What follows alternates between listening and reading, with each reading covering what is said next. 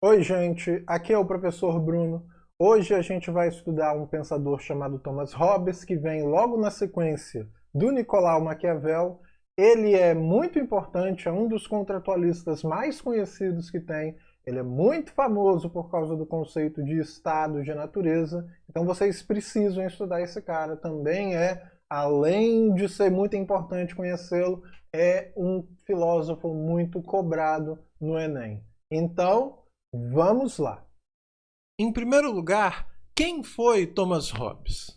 Para usar uma imagem, se Maquiavel é Sherlock Holmes, Hobbes é o Dr. Watson. Holmes é aquele investigador que decifra os casos através da intuição, enquanto Watson é mais apegado à racionalidade, ao processo lógico de dedução. Em outras palavras, Hobbes levou a cabo aquilo que Maquiavel tornou possível. Maquiavel, se bem lembramos, descobriu um novo continente, novos modos e novas ordens políticas. Hobbes, por sua vez, tornou esse continente habitável. Maquiavel desbravou as matas e abriu as clareiras. Hobbes construiu as casas e as instituições, fornecendo a linguagem com a qual nós falamos hoje sobre o Estado moderno. Para compreender a obra desse pensador, é muito importante localizá-la dentro do contexto histórico ao qual pertence. 3 anos antes da publicação do Leviatã, em 1651, a assinatura do Tratado de Westfália, um famoso tratado de paz, trouxe ao fim mais de um século de guerras religiosas deflagradas pela Reforma Protestante, devido à intensa disputa em torno de questões como a natureza de Deus e da vida boa. O Tratado de Westfália colocou oficialmente um fim na Guerra dos 30 Anos e, mais que isso, ratificou 2 conceitos que viriam a ganhar poderosa expressão com Hobbes. Em primeiro lugar, o tratado declarou que o Estado soberano se tornou a forma mais alta de autoridade, pondo fim, de uma vez por todas, às pretensões universalistas do Sagrado Império Romano. Agora, cada Estado é soberano e tem sua própria autoridade. Em segundo lugar, o soberano de cada Estado passa a ter o direito de determinar a religião do Estado, pondo fim, assim, às pretensões de uma igreja única e universal. Isto é o que o Tratado de Westfália colocou em prática e, entre outras coisas, o que Hobbes tentou expressar sobre a forma de teoria em seu livro. A autonomia e a autoridade do soberano e o poder de estabelecer que doutrinas religiosas, ou mesmo, em sentido mais amplo, que opiniões devem ser ensinadas e mantidas dentro de uma comunidade, dentro de um Estado. Qual é a grande questão de Hobbes? A questão central da filosofia política dele é acerca da possibilidade da autoridade legítima. Qual é a fonte da autoridade? Nós já vimos como Maquiavel se preocupa com a possibilidade da criação da autoridade, mas Hobbes está interessado não em qualquer autoridade, mas naquela que é verdadeira, legítima. O que faz ela legítima? O que faz a autoridade legítima algo possível? Esta ainda é, hoje, uma questão imensa para nós, que ainda pensamos como construir uma nação e como criar uma autoridade legítima. Mas a questão vai além. Como pessoas que são individualistas, que julgam e enxergam as coisas de maneira diferente um do outro, e nunca têm certeza sobre se podem confiar um no outro, podem aceitar uma autoridade comum. Não se trata apenas de tentar responder o que constitui uma autoridade legítima, mas também o que faz uma autoridade ser legítima. Esta não é apenas a questão fundamental de Hobbes, mas de toda a tradição contratualista que ele ajudou a estabelecer. Para responder à pergunta sobre a legitimidade do governo, Hobbes conta uma história. Ele conta uma história sobre algo que ele chama de estado de natureza. Este não é um estado de graça de onde nós caímos, tal qual o relato bíblico do Éden, e não é uma condição política, tal qual Aristóteles mantinha, sustentando que o homem é o animal político. O estado de natureza para Hobbes é um estado de conflito e guerra. Para ele, estado de natureza significa uma condição onde não existe uma autoridade reconhecível que possamos reverenciar. O estado de natureza não é necessariamente uma condição de luta e contenda, mas daquilo que ele chama de clara disposição de luta. Se existe uma propensão clara para a luta e o combate, existe o estado de guerra. Esta é a condição que gera o estado de máxima insegurança, onde a vida, segundo uma fórmula famosa de Hobbes, é solitária, pobre, bruta e curta. Esta é a condição natural, o estado de natureza, o estado de guerra que Hobbes atribui à natureza humana. Conflito e guerra são primários, enquanto a paz é derivada. Em outras palavras, autoridade e relações de autoridade não surgem naturalmente entre nós, mas são produtos artificiais. O estado de natureza não é visto por Hobbes como uma condição histórica atual.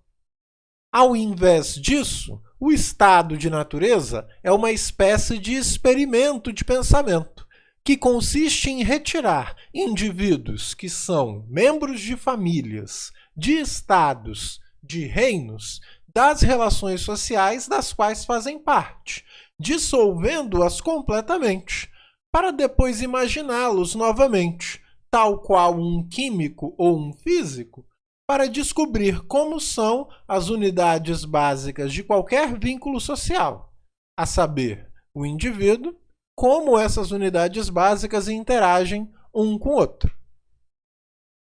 O estado de natureza é caracterizado pelo medo e desconfiança permanentes. O estado de natureza existe, segundo Hobbes, sempre que a autoridade não é aplicada. E mesmo que exista autoridade legítima, nunca estamos livres do medo e da incerteza do estado de natureza. A noção de estado de natureza vai ficar um pouco mais clara para a gente se compreendermos quais são as características fundamentais do ser humano, segundo Hobbes. Nós já sabemos que ele considera o ser humano como um indivíduo, mas quais são os traços fundamentais de cada um deles? Para Hobbes, o humano é um ser cuja característica fundamental é a vontade e a escolha. Nós somos seres para quem o exercício da vontade é importante e muito da nossa felicidade enquanto humanos depende da nossa capacidade de exercitar nossa vontade e de nossa habilidade de escolher. Para Hobbes, a vida é um contínuo exercício de querer e de escolher, que só acaba com o fim da vida mesmo. O sucesso contínuo em obter as coisas para que o humano deseja de tempo em tempo é o que ele chama de felicidade. Para Hobbes, nosso bem-viver depende de toda a nossa habilidade de alcançar os objetos de nosso desejo, o objeto de nossas escolhas, porque não há, segundo Hobbes, algo como um estado de perpétua tranquilidade de espírito, pois a vida é, em si mesma, movimento, e nunca pode ser sem desejo, medo ou sensação. Estas são as principais características da vida humana: sensação, medo e o contínuo desejo, uma coisa após a outra.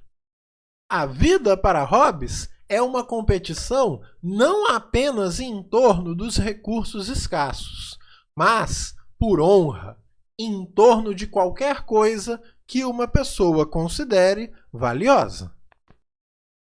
Para Hobbes, medo e orgulho são as paixões dominantes na natureza humana. Segundo ele, o orgulho é a paixão pela preeminência, o desejo de ser o primeiro, de ser visto como o primeiro na grande corrida da vida. Para Hobbes, justamente este desejo de estar acima dos outros e de ter sua superioridade reconhecida é o problema que precisa ser evitado. O medo é a paixão oposta ao orgulho.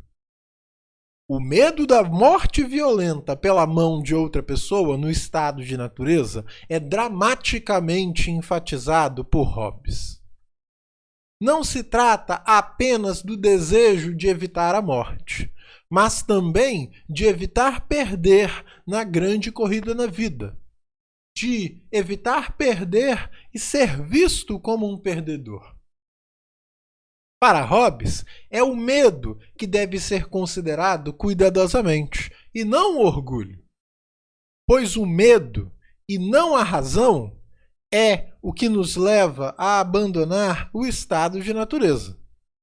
A paixão que inclina o homem para a paz, segundo Hobbes, é o medo da morte. No Leviatã, Hobbes tenta demonstrar os perigos do orgulho e as vantagens da paz. Propriamente direcionada, o medo nos leva à paz. O medo é a base das leis da natureza que nos levam a uma sociedade civil. Quando cada pessoa baixa suas armas e concorda com a criação de um poder que irá garantir a segurança de todos, nasce o poder soberano.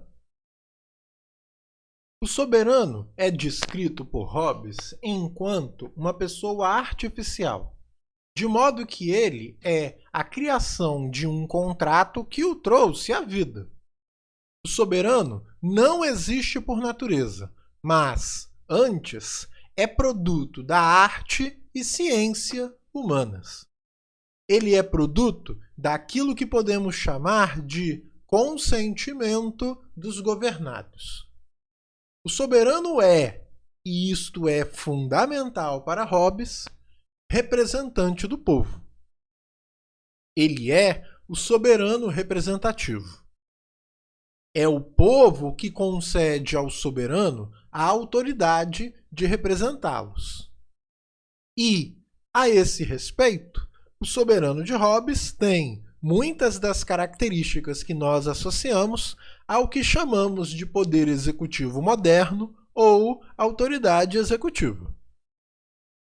Para Hobbes, o poder do soberano deve ser infinito. Ele diz insistentemente que o poder soberano deve ser absoluto e indivisível, seja ele pertencente a uma pessoa, poucas pessoas ou várias pessoas. Ou seja, Hobbes não está preocupado na forma de governo, desde que o governante, seja quem for, de qual forma for, tenha poder absoluto e indivisível. E entre os poderes que o soberano deve controlar, segundo Hobbes, estão, por exemplo, as leis a respeito da propriedade, o direito de declarar guerra e paz, aquilo que ele chama de política externa, as leis de justiça que dizem respeito à vida e morte, a lei criminal, o direito de determinar que livros e ideias são permissíveis, quer dizer, o direito de censurar. Apesar de ser retratado como defensor do absolutismo, Hobbes também confere grande importância para a liberdade individual. E ele ainda estabelece limites para o uso legítimo do poder soberano. Apesar de tudo, Hobbes leva muito a sério a justiça e o governo da lei. Em momentos do livro, ele mantém que ninguém pode obrigar uma pessoa a acusar a si mesma sem a garantia do perdão. Noutro, Hobbes afirma que uma pessoa não pode ser obrigada a acusar um ente amado. Ainda, afirma que a lei não pode ser usada como instrumento de vingança, mas de reabilitação e correção. Some a isso tudo a repetida insistência de Hobbes de que a lei serve como um instrumento para atingir a equidade social. No capítulo 30 do Leviatã, Hobbes argumenta que a justiça deve ser administrada igualmente para todas as pessoas. Ele sustenta que a justiça igual requer taxação igual. Da mesma forma, ele ainda parece propor um tipo de taxa de consumo para que os ricos, que consomem muito mais, tenham que pagar sua justa parte. E ele argumenta que os cidadãos indigentes, que não conseguem se sustentar, não devem ser obrigados a viver da caridade privada dos indivíduos, mas que tenham que ser sustentados pelo público. Deste modo, Hobbes antecipa muito daquilo que chamamos hoje de estado de bem-estar social. Mas, mais importante em Hobbes é a importância dada ao indivíduo em sua filosofia.